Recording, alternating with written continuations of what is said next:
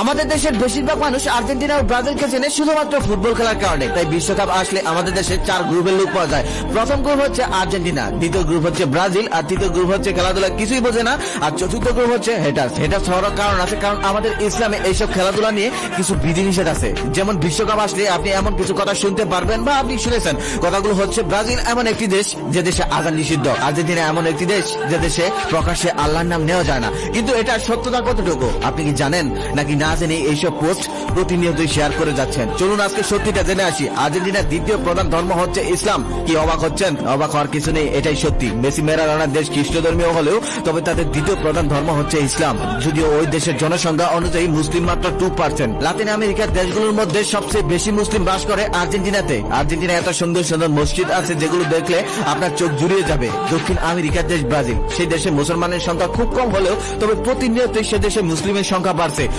মসজিদের সংখ্যাও। হিসাব বলছে ব্রাজিলের বর্তমান জনসংখ্যা হলো 20 কোটি, তার মধ্যে মুসলমানের সংখ্যা হলো 17 লাখ। পার্সেন্ট অনুযায়ী 5 থেকে 6%। গত কয়েক বছর যাবৎ ব্রাজিলেও মুসলমানের সংখ্যা প্রচুর বাড়তেছে, তার সাথে বাড়তেছে মসজিদও। ব্রাজিলের প্রত্যেকটি শহরে মসজিদ রয়েছে, যদিও 2000 সালে ব্রাজিলের মসজিদের সংখ্যা ছিল 30 থেকে 32টি।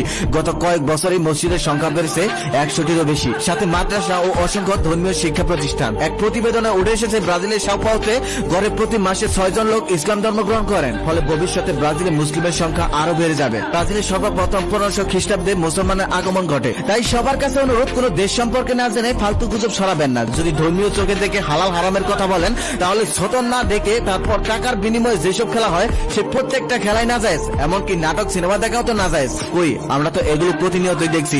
এগুলো নিয়ে তো কোনো কথা হয় না, শুধু বিশ্বকাপ খেলা আসলেই এত কথা হয় কেন? আমি মনে করি এই সামান্য খেলাতে ধর্মীয় বিষয়টা না টানাই ভালো, কারণ ধর্ম বিষয়টা অনেক বড় ব্যাপার। অনেকেই বলে মেসি নেইমারকে যদি ভালোবাসা যায় তাহলে আল্লাহ ও রাসূলকে কেন ভালোবাসা যায় না? আমি বলবো তারা বোকা, তারা মূর্খ ছাড়া কিছুই না। কারণ রাসূল ও আল্লাহর সাথে মেসি নেইমারের কোনো তুলনাই হয় না।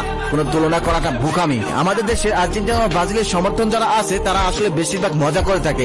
ফেসবুক, ইউটিউবে আপনারা যারা দেখেন, এগুলো আসলে সম্পূর্ণ মজা, ফান করে ভিডিওগুলো বানানো হয়। এগুলো সিরিয়াস নেওয়ার কোনো মানেই হয় না। আরো একটা কথা, হ্যাঁ, খেলা নিয়ে অবশ্যই কোনো বাড়াবাড়ি করা যাবে না। ভালো লাগার জিনিসটা ভালো লাগার জায়গাতেই রাখেন। আর যারা ইসলামিক মাইন্ড দিয়ে বিবেচনা করেন তাদের উদ্দেশ্যে আমার একটা কথা, মেসি নেইমারকে খারাপ বলে লাভ নেই। এগুলো না বলে হ্যাঁ আপনি এটা বলতে পারেন যে দেখো, আমাদের ধর্মে টাকা দিয়ে বা সতর না ডেকে যে খেলাগুলো খেলা হয় এগুলো থেকে বিরত থাকতে বলা হয়েছে। তোমরা ফুটবল খেলা থেকে বিরত হয়ে আসো, কেন সময় নষ্ট করো? এইভাবে বুঝাতে পারেন।